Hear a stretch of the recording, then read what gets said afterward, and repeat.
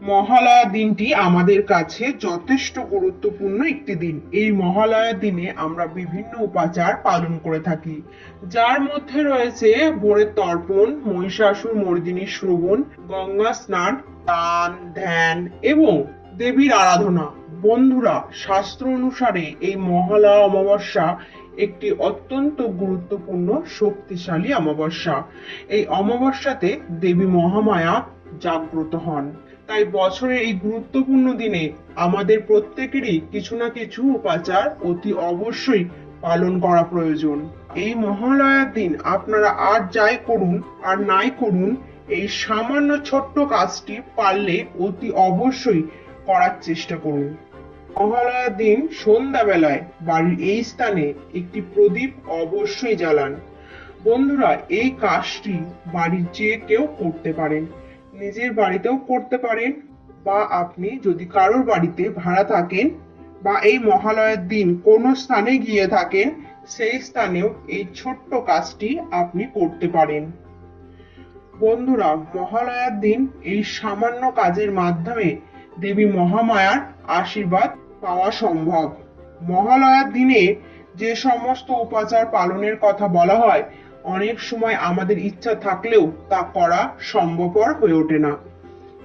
যদি এমনটা আপনার ক্ষেত্রে হয়ে থাকে, তাহলে মহালয়ার দিন সন্ধ্যাবেলায় এই সামান্য ছোট্ট কাজটির মাধ্যমেও আপনি দেবী মহামায়াকে সন্তুষ্ট করতে পারেন। তবে বন্ধুরা, আপনারা যাই করুন না কেন, সম্পূর্ণ বিশ্বাস এবং নিষ্ঠার সাথে করবেন, কারণ অবিশ্বাসের সঙ্গে করা কোনো কিছুই বাস্তবে কোনো ফল দেয় না। যাই হোক, মহালয়ার দিনে আপনি কিভাবে এই প্রদীপ প্রজ্বলন করবেন এবং কোন স্থানে এই প্রদীপ প্রজ্বলন করতে হয়, সেই প্রসঙ্গে আপনাদের সঙ্গে বিস্তারিত আলোচনা করব। নমস্কার বন্ধুরা, আপনাদের সকলকে জানাই অনেক স্বাগত। আশা করি ঈশ্বরের কৃপায় আপনারা সকলে ভালো আছেন এবং সুস্থ আছেন। বন্ধুরা, আমাদের হিন্দু গৃহস্থে এমন কোনো বাড়ি নেই যেখানে সন্ধ্যাবেলায় তুলসী মঞ্চে প্রদীপ প্রজ্বলন করা হয় না। মহালয়ার দিনে তুলসী মঞ্চে একটি প্রদীপ প্রজ্বলন করার পাশাপাশি বাড়ির এই স্থানেও একটি প্রদীপ প্রজ্বলন করা প্রয়োজন। আর প্রদীপ যদি একান্তই না থাকে, তাহলে সেক্ষেত্রে আপনি একটি মোমবাতিও জ্বালাতে পারেন। প্রদীপের ক্ষেত্রে সব থেকে ভালো হয় আপনি মাটির প্রদীপ ব্যবহার করতে পারেন। আর যদি মাটির প্রদীপ না থাকে, তাহলে সেক্ষেত্রে আপনি যে কোনো প্রকার প্রদীপ ব্যবহার করতে পারেন। মোমবাতি তখনই কেবলমাত্র ব্যবহার করবেন যখন আপনি প্রদীপ সংগ্রহ করতে পারবেন না, তার আগে কিন্তু কখনোই মোমবাতি ব্যবহার করবেন না। প্রদীপটি যদি ঘিয়ের প্রদীপ হয়, তাহলে সেক্ষেত্রে সব থেকে বেশি ভালো হয়। আর তা যদি না পারেন, তাহলে সেক্ষেত্রে আপনি তেলের প্রদীপও ব্যবহার করতে পারেন। সবার প্রথমে যে বিষয়টি আপনাকে করতে হবে, আপনি প্রত্যেক দিন সন্ধ্যেবেলায় তুলসী তলায় প্রদীপ প্রজ্বলন করেন, ধূপকাঠি দেন। সন্ধ্যেবেলায় তুলসী মঞ্চে প্রদীপ প্রজ্বলন এবং ধূপকাঠি দেওয়ার পর তুলসী মঞ্চটিকে 3 বার প্রদক্ষিণ করবেন এবং 3 বার প্রদক্ষিণ করে একটি মন্ত্র উচ্চারণ করবেন, এবং সেটি হলো ওম নমো ভগবতে বাসুদেবায় নমঃ। এই মন্ত্রটি 3 বার উচ্চারণ করার পর তুলসী মঞ্চে সম্ভব হলে একটি প্রদীপ জ্বালিয়ে রাখবেন। যদি তা সম্ভব না হয়, ওই তুলসী তলায় দেওয়া প্রদীপটি নিয়েই আপনি বাড়ির ঈশান কোণে যাবেন এবং ঈশান কোণে গিয়ে সেখানে প্রদীপটি এবং ধূপকাঠিটি 3 বার ঘড়ির কাঁটার দিকে ঘুরিয়ে মনে মনে বলুন এই একটি মন্ত্র, ওম কুলদেবতায় নমঃ। এই মন্ত্রটি 3 বার উচ্চারণ করবেন।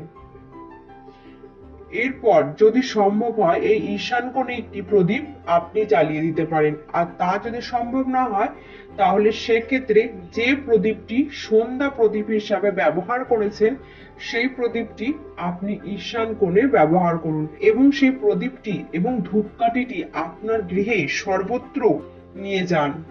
এবং সর্বশেষে যেখান থেকে আপনি এই প্রদীপ প্রজ্বলন করেছেন, অর্থাৎ ঠাকুর ঘরে, সেই ঠাকুর ঘরে সেই প্রদীপটি নিয়ে যান। প্রদীপটি ধূপকাঠির সহযোগে আবারও 3 বার ঘড়ির কাঁটার দিকে ঘুরিয়ে মনে মনে বা সশব্দে বলুন, ওম সর্বমঙ্গল মঙ্গলে শিব সর্বত্র সাধিকে শরণ্যে ত্র্যম্বকে গৌরী নারায়ণী নমস্তুতে।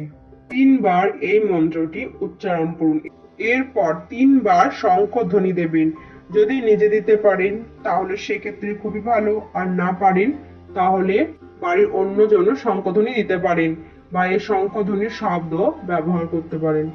এরপর সর্বশেষ যে বিষয়টি আপনাকে করতে হবে তা হলো, যদি সম্ভব হয় তাহলে আপনি ঠাকুর ঘরে একটি প্রদীপ প্রজ্বলন করুন, এবং তা যদি সম্ভব না হয় ওই প্রদীপটি আপনি নিয়ে আসুন আপনার বাড়ির সদর দরজার সম্মুখে, এবং সেই স্থানে একটি প্লেটের উপর সদর দরজার বাম দিকে সেই প্রদীপটিকে রেখে দিন, এবং ততক্ষণ পর্যন্ত রেখে দিন যতক্ষণ পর্যন্ত না সেই প্রদীপটি নিজে থেকে নিভে যায়। আপনি নিজে থেকে কখনোই এই প্রদীপটিকে নেভাবেন না।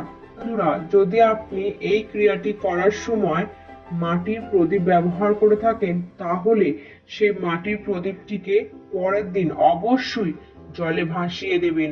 আর যদি মাটি ভিন্ন অন্য কোনো ধাতুর প্রদীপ ব্যবহার করে থাকেন তাহলে সেই ধাতুর প্রদীপ দিয়েই এবার থেকে সন্ধ্যা দেবেন। বন্ধুরা, মহালয়ার দিন সন্ধ্যা থেকে বিজয়া দশমী দিন সন্ধ্যা পর্যন্ত যদি এই কাজটি আপনি প্রত্যেক দিন করতে পারেন তাহলে সেক্ষেত্রে খুবই ভালো হয়। আর একান্তই যদি তা সম্ভব না হয় তাহলে অবশ্যই মহালয়ার দিন এই কাজটি করবেন। এখানে একটি প্রশ্ন অনেকেই করতে পারেন যে এই প্রদীপটিকে সদর দরজার বাইরে না ভেতরে রাখতে হবে। বন্ধুরা, সেই প্রদীপটিকে সর্বদাই সদর দরজার বাইরে বাম দিকে রাখবেন।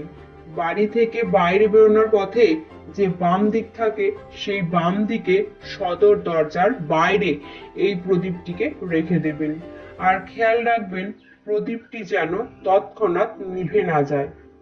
যাই হোক, মহালয়ার দিন আপনি কিছু করুন আর নাই করুন এই কাজটি আপনারা অবশ্যই করবেন। দেখবেন এই কাজটি করলে আপনার জীবন থেকে সমস্ত রকমের সমস্যার সমাধান ঘটবে। তো বন্ধুরা, ভিডিওটি আজকে এই পর্যন্তই। যদি ভালো লেগে থাকে তাহলে অবশ্যই একটি লাইক করবেন এবং চ্যানেলটিকে সাবস্ক্রাইব করে নোটিফিকেশন বেল আইকনটি অন করে রাখবেন, এবং কমেন্ট বক্সে অবশ্যই লিখতে ভুলবেন না জয় মা দুর্গার জয়।